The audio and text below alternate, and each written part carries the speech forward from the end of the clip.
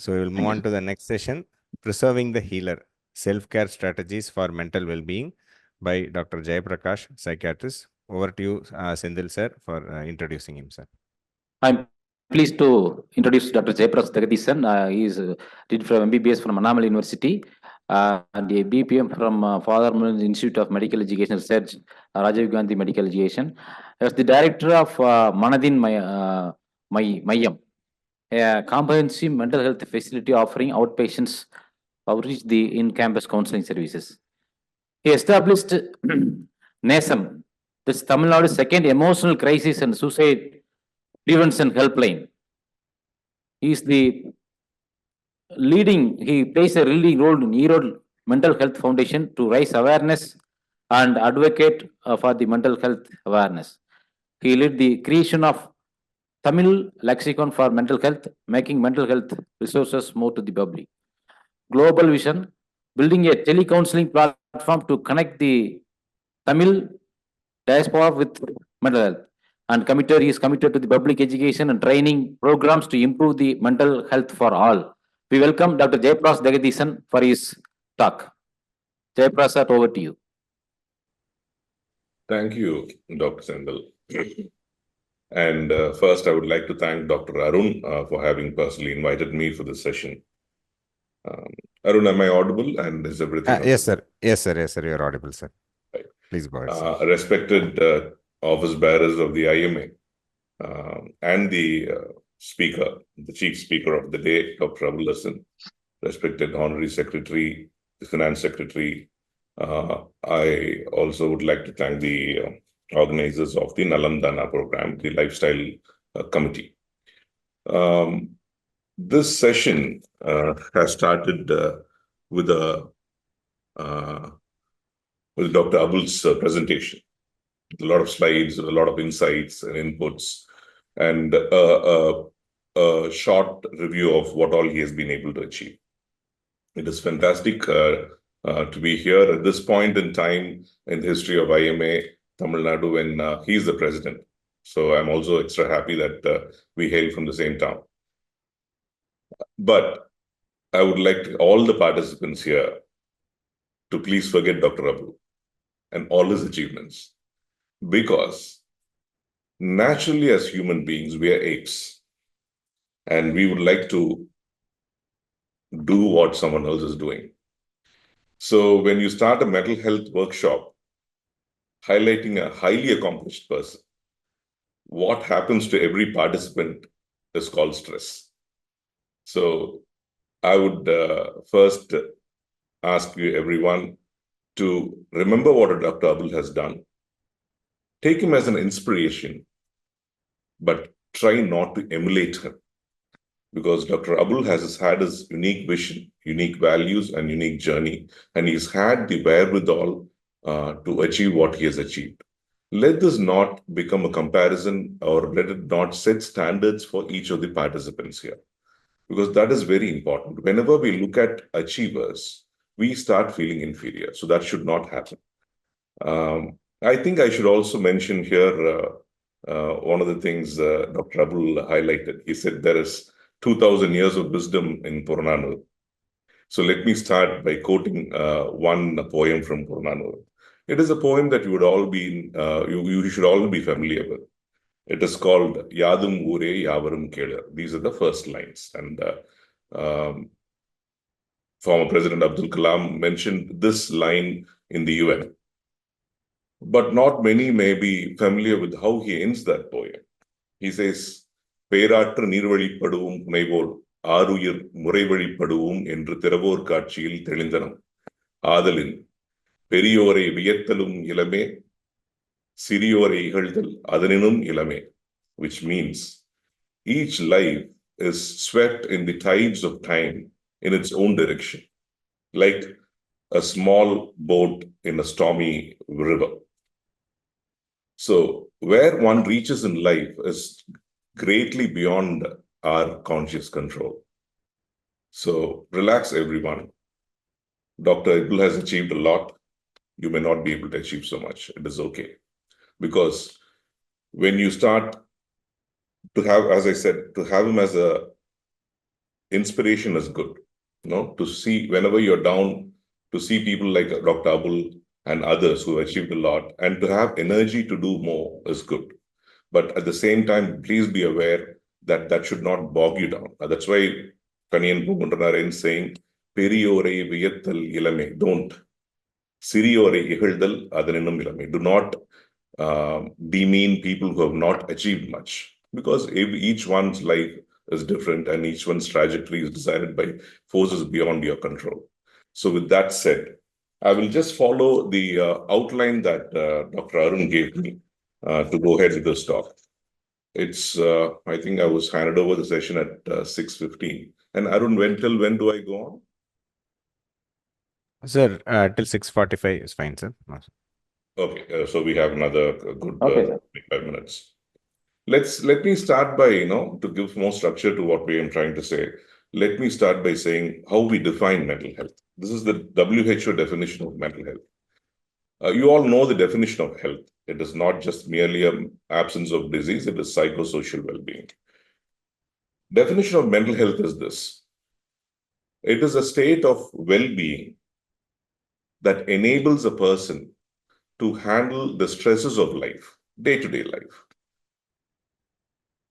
It gives him it makes him realize his potential and his abilities. It also lets him learn well and work well. And also, by doing all these things, to contribute to their community. So it is defined as a basic human right, which contributes to personal, community, and socioeconomic development. What we have to note here is just a few things. First, a good mental health is a state of well-being. You should feel that you're doing well. Secondly, you should know that all your potential should be brought to light. You should be able to express yourself freely and bring out all the goodness in you freely. Third, you should have the mentality or the mindset to learn more and thereby work more and be productive and be able to enjoy the fruits of your labor. That is very important. I think one of the basic questions of this session is this. Doctors are working so much, but they're not enjoying the benefits of their labor. Either they're making money and making properties like the senior physician, Dr. Abul mentioned, or they are spending their money on different things and not getting happiness because the family is never satisfied. So one should be able to be productive and enjoy the fruits of his labor. And then finally, one should be mentally well enough to contribute to the society in any which capacity possible. So with this definition of mental health, let me delve into what stress is. I just saw that in the group, this next speaker, Dr. Bruno, has made an innumerable number of slides about what stress is and the physiology and the pathophysiology of stress. So before you get into all these technicalities, let me define stress in simple terms, in non-medical, in fact, engineering terms.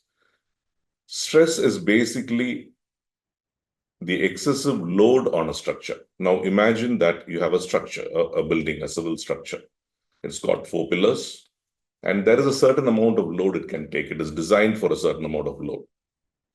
So when that structure is burdened with more load than it can tolerate, and that situation is called a stressful situation. Likewise in us, we all have the capacity to handle a certain level of stress, like good mental health states. We should be able to handle day-to-day life stresses. Yes. But what happens is not that.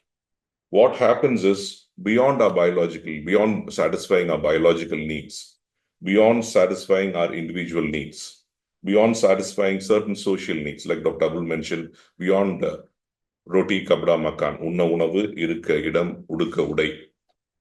Beyond that, you need certain things for your life, like a car, like a house, a good house, to satisfy your family, to provide education, to provide, a good life, a quality of life for your family members, and to have certain social respect.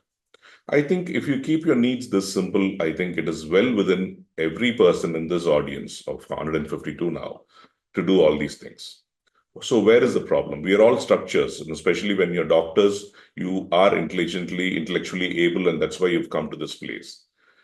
So where is the stress? The stress comes from what you aspire for, what you want, and what the society expects you to have, and what your family wants from you. So what is the expectation on you is one thing. That keeps changing every time. And the more important cause for stress in these times of social media is the share button. Because in another of my speeches, I said share button basically should be renamed as compare button. Because every time someone is showcasing their goodness, showcasing their achievement, what happens to all the people who are seeing that beyond a certain few close-knit friends is a sense of jealousy, is a sense of not accomplishing what that person has accomplished. So I think the share button has caused a lot of anxiety in recent times because we are sharing all the time of all our achievements. No one is sharing their pains, no one is sharing their difficulties, no one is sharing their weaknesses. We are all putting up phases of all our achievements, of all our happy times, and this is a major cause of stress in modern times. These times, I'm not here to say that these modern times are more difficult than any other older time for the individual. That is not so. So with that, we'll come back to these points a little later. But how do we recognize signs of stress? How do you know that? Are there tests to do this? Are there blood investigations? Like in mental health, we operate in gray areas. We do not have objective tests for anything. So how do you do this? Generally, whenever you're stressed, what happens is your productivity goes down. So when your productivity is going down and you know what you are normally getting into a state of irritability and anger, you're snappy, you respond in a harsh way. You don't have the time to really think about what is being asked of you and then appropriately respond to that. Also is the feeling of not being happy, the feeling of being worked, burdened, but not being satisfied. Like I said, you're productive, but you're not able to enjoy the fruits of your labor. That leaves you unsatisfied. There's a bitterness in you that is building up, saying, why am I working? Why am I doing this? There's no purpose to this. And you always feel that something is missing from your life. When you have all these things, when you're snappy, when you're not satisfied, when there is something missing, that feeling of something missing from your life, please take a reality check to see whether you're being stressed, whether you're feeling overwhelmed with whatever you're handling at that point. The inability to relax is another major indicator. Your son or child, might come and ask you certain things in inappropriate moments. But you have to relax because it's a child. They've come to you, and you know, like for instance, at the beginning of the meeting, I noted that Dr. Arun's son walked in, and he was very curious at what was happening. So if you're not able to relax and spend time with your family, give them the appropriate support and time and enjoyment that they need. If you're not able to take part in their happiness, your daughter might run to you and give you a story.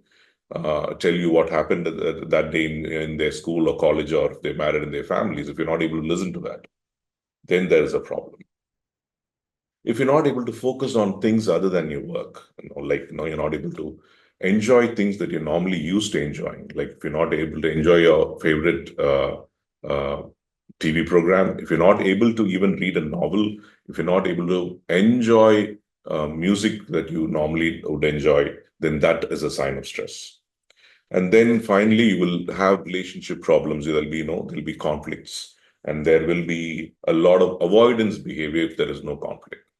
There are different kinds of people. Some people will come and confront you and say what you're doing is wrong. You're not giving time. You're not doing this, and you're not doing that. But some other people might just avoid you, saying he's busy. So avoidance of relationship, people close to you avoiding you or not asking or making demands of you is again could be a sign of stress. So how do you manage the stress? I'm sure Dr. Bruno and for digital stress, Dr. Pradeep are ready with answers, but I'll just go through this. Here, you have to bear in mind what Dr. Abdul Hassan said. We all have 24 hours, and we all have to live, make our, do with our basic needs, our social needs, our individual needs within that time span. with whatever skills we may have. So, what do you do with your time is most important.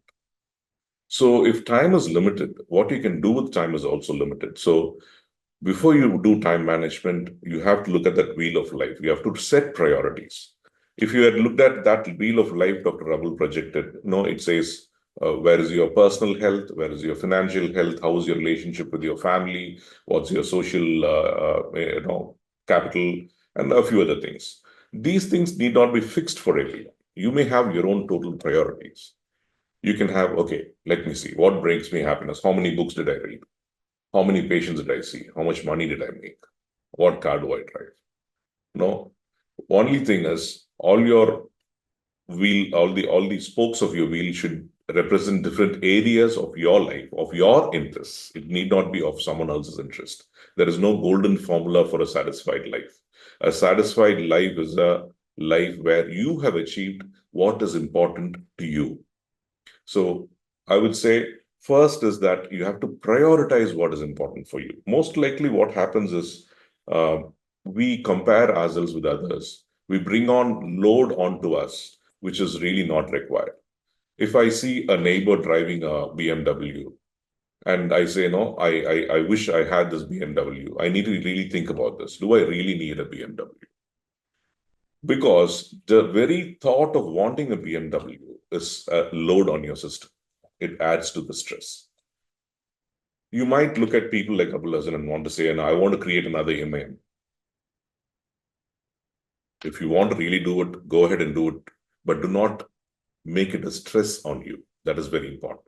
So stop looking at other people, look inside, because you have to understand what you need before you can make that wheel of life. Because unless you understand yourself, you will not know what to give priority for. It is only when you know what are important priorities in your life that you will be able to allocate that time to these activities. So within the given 24 hours, you can, in fact, achieve a lot of things. For me, my personal peace is important. So what I do is I clearly demarcate my work time and I do whatever I want in my time. When you give enough time for your family, depending on the age, as Dr. mentioned. So that is very, very important. Please make a note of what your top priorities are. And that wheel of life is a very simple system of understanding what you want, where you are at what you want, and how to get to where you want and to fix goals. So please, I would highly recommend all of you to look at, go to Google and search for the wheel of life and make one for yourself, if possible today, being a Sunday. The next thing that you have to do is create hobbies. Stress management techniques starts with trying to relax, because we normally say, you don't wish something off. You don't tell your mind, don't be stressed. That doesn't work, because whenever you're thinking, don't be stressed, you're already telling your mind the word stress. So it stress stays. It is like, a person who was asked by, a person went to his guru and asked, Guru, I want ultimate peace. Guru said, do all the practices that you've been taught in the Gurukulam and you will find achievement. You'll find peace. Do your duties properly and you'll find peace. He said, no. I want a better method. So the Guru said, go to that tree, sit under the tree and meditate, but don't think of a monkey. So what happened is this fellow could not meditate without thinking of a monkey. And thereby he only got more stressed. So stress management is such a thing. When you try not to be stressed, that itself becomes a stress. Instead, what do? The mind is normally controlled by distraction. When a child is crying, for a sweet, and when it's got a cold, what do you tell the child? You don't say you can't have a sweet. No, because the sweet will go into your throat and the sweet will do this and the sweet will do that, because you're already mentioning sweet all the time. Instead, what you do to the child is, let's watch a movie, let's go there. So you distract. So likewise, you need to distract your mind if it doesn't have to be stressed, if you think it is stressed. So all of you, I would recommend, as a psychiatrist, this is the only recommendation I'll give you for the evening, is to learn simple relaxation techniques. They're all over YouTube. You don't need to meet one of us to learn that. Learn breathing techniques which will calm you down. Learn relaxation techniques which can be done at any place, at any time, at your pace. So these practices, when are imbibed into your daily life, are very, very good. Exercise is a stress management strategy. But more than all that, I would say I see all these doctor families pushing their children into NEET integrated coaching or JE integrated coaching right at 8th standard. Because there was another doctor the other day who came and asked me whether it's right to put her son there. What happens is there's nothing wrong with that. There is an ambition and you're working towards it. What happens in this process is the child does not develop alternate interests. So what happens is you do not have a hobby, you do not have a fallback mechanism. If you can't do this, what do you do? Like Dr. Abul said, most people who want to live a long life are people who are sitting or lying down on the beds on a rainy Sunday afternoon, telling themselves, I don't know what to do, without a clue as to how time can be spent. So that is important. So there are many stress management strategies. I can go on with that, but I will go with the outline. And Dr. Arun has also asked me to talk about how to cope with emotional challenges. Emotional challenges are basically either it is springing from inside or coming from those close to you, like your family. Like the question, a person had asked a question on how to satisfy the family. So emotions are very important. But before we get into coping with emotions, we need to understand how to control our emotions. Emotions are a very strong force. They're the foundation of life. Without emotions, you do not feel happy. You might have achieved a lot. You might buy what you want. You might do what you want. But unless you feel happy, what is the point? So you should know to discriminate emotions. Most of the people we come across do not know what emotions they are undergoing at that point. No one is able to say, I'm anxious. People are not able to say whether they're sad, anxious, happy, satisfied. If they're angry, they do not know. If they're irritable, they do not know. So please try to understand the emotional state in which you are. So identifying the emotion is the first skill you'll have to learn if you have to manage and cope with emotions. And when it comes to emotional, once you start identifying, then you can always find ways of coming out of a negative emotion and coming into a positive emotion. Dr. Bruno has a lot of slides on what good and bad emotions are. So I'll leave it to him to explain those. The second is when you have problems with others and that's causing problem. So when you have to avoid emotional problems with others, the only solution, the universal solution is this: you have to communicate, you have to talk, you have to discuss, keeping emotions aside. So that is why emotion identification and control of emotions is very, very important skill that most of us are found wanting. So please identify your emotions at any point in time, especially if you're in a discussion. See to that the discussion does not turn into an argument, and that argument does not turn into a very sour experience in your life, in your family. So that is very important. So it has to do with knowing your emotions is the first thing that you'll have to learn. And then how do you manage the expectations and pressures of the life that you're leading? Here, I would say you have to understand that there will be expectations, there will be pressure from the society, but you have to declutter the load on the structure called you. So please analyze what everyone is asking of you. And like Dr. Abul said, try to say no to demands which you think will not align with your priorities. Because if you know your priorities and there is a request towards that, if public health is my priority, and there's a request which comes and says, on those lines, I'm glad to oblige and take up that responsibility. But if someone is going to ask me to do something about a topic which I'm not interested in, then I'll have to say no. So unless you know yourself, unless you know your priorities, you'll not be able to say no. You'll not know when to say yes and when to say no. Because when you're working in alignment with your priorities, then everything is easy. Because whenever you have struggles or stumbling blocks, when you're working towards something that you want, everything is just everything is a challenge. Every stumbling block is only a challenge. You're eagerly looking at how to overcome that, and you want to tell your friends how you overcame that. But when you're trying to do something which does not align with your goals, with your priorities, then that's a big wall. No, you hit dead ends very often. So if you find yourself hitting dead ends or at a dead end for months and years together, then possibly that road does not lead to where you want to go. So just turn back, come back, and try to go into a different road which leads to places where you want to go. So priority is very important. Again, like I said, this society right now, because of the social media, puts a lot of comparison pressures on you. So do not compare yourself with everything, and remember what Purnanuru says. It is Peratru Nirvali Paduvum Punam. It is a large, undirected a flood is time in your life. So this time will take you places. It is okay wherever you land. What you have to do is try to be happy in whatever situation you are in. This is also exemplified by another quote, because in Mahabharata, when Arjuna asks Krishna, he says, "No, you're asking me to fight against my relatives, and what authority do you have?" And Krishna says, "I'm the God." So Arjuna says, "What is God?" So Krishna goes into this Vishwarupa Darsana. He shows Arjuna what all God is. He shows creation, he shows destruction, he shows time, he shows horror, he shows empathy, everything, and he says, "This is all me."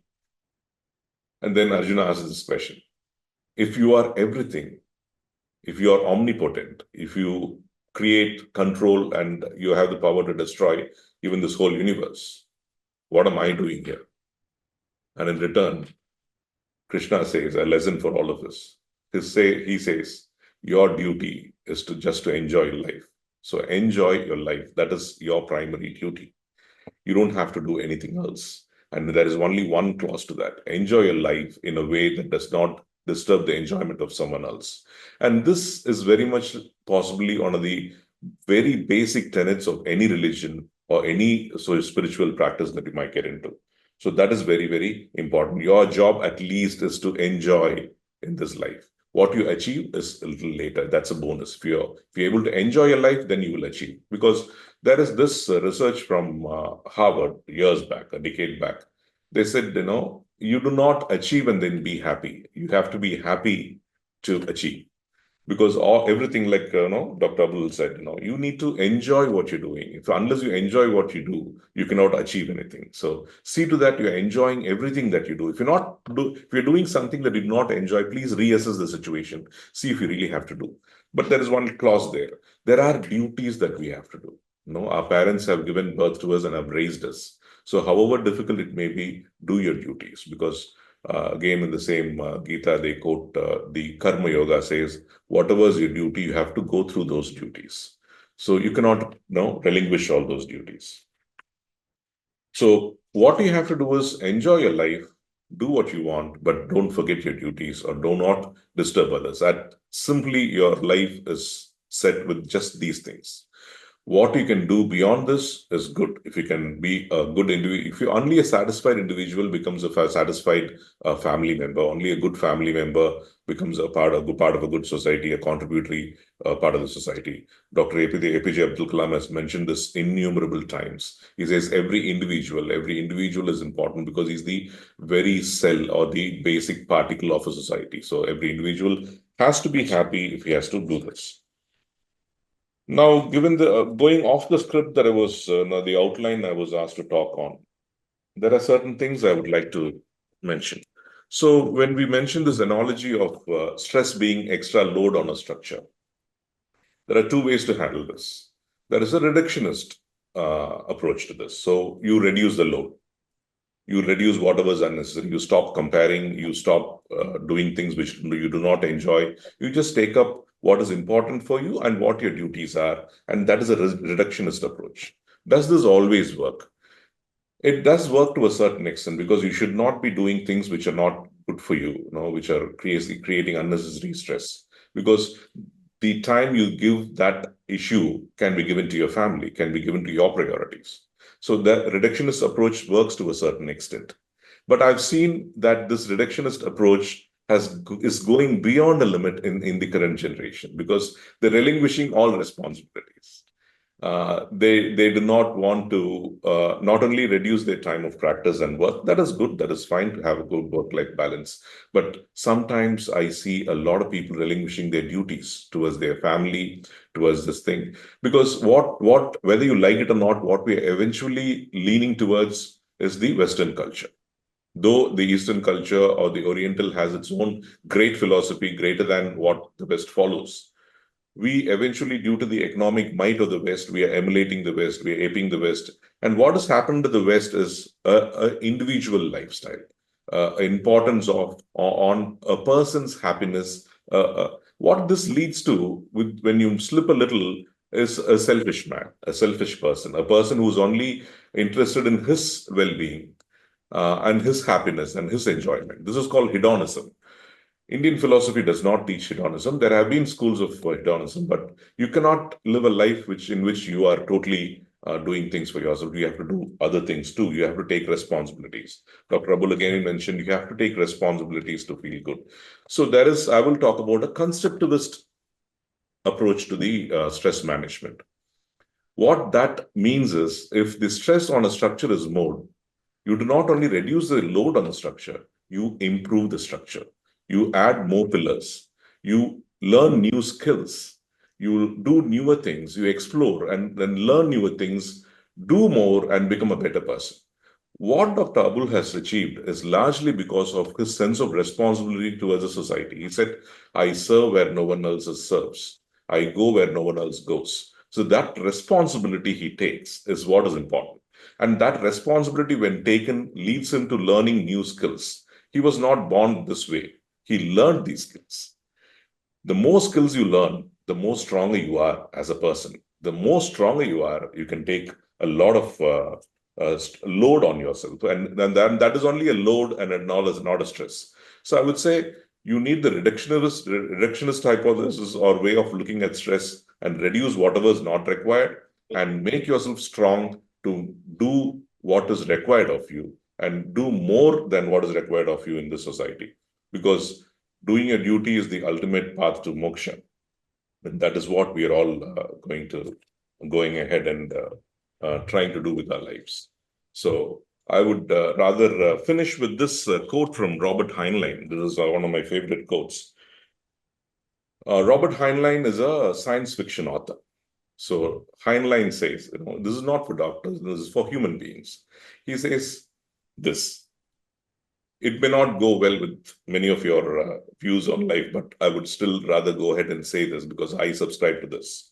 He says, a human being should be able to change a diaper, plan an invasion, butcher a hog, corn a ship, design a building, write a sonnet, balance accounts, build a wall, set a bone, comfort the dying, take orders, give orders, cooperate, act alone, solve equations, analyze a new problem, pitch manure, program a computer, cook a tasty meal, fight efficiently, and die gallantly.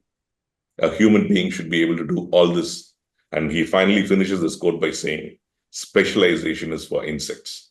So please understand that. Do not bottle yourself into one area. No, do not say you're just a doctor and then if you do this. No, you have to step beyond the boundaries of just being a husband, just being a doctor like Dr. Abul has, and then take him as an inspiration and go ahead and expand your horizons. You should be able to do all this and much more. So I wish you all well in that journey. And I also especially wish you all a very stress-free, productive journey. On that note, I would leave you with one recommendation for a book. It is a book called Getting Things Done, The Art of Stress-Free Productivity by David Allen. So just remember, Getting Things Done. So that is a book which will give you a methodology on managing multiple issues with as least amount of stress as possible. I highly recommend the book. So thanking the organizers again, I wish you all well. Thank you. Thank you, sir. This is an excellent talk by Dr. Jayaprakash, sir. I think you conveyed all the important points to educate our members regarding the self-care strategies for mental well-being. He has come out with the important key points of individualize your priorities, make your wheel of life for yourself. Don't add to the stress, try not to be stressed. Distract your mind by simple relaxation techniques, and he finally come out with enjoy the life in the way without disturbing the other's joy. Learn more skills and you learn and expand your horizon. Thank you, sir. Thank you for your insightful thought and thinking. There are a few questions from you. Yeah, please. Yes, sir. Is it possible that stress of doctors is pulling down their communication skills? Okay, quite candidly, to answer that question, we never learned communication skills. We were never taught.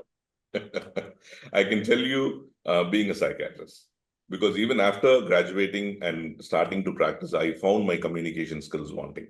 Because if you look at the medical legal panel, they'll time and again tell you the best way to avoid medical legal issues is to communicate and communicate effectively to the patients. So I think IMA can take it upon us itself to improve communication skills, because we run a suicide prevention helpline. There is a lot of basic principles of communication that doctors are not aware of. So I think we can help with that.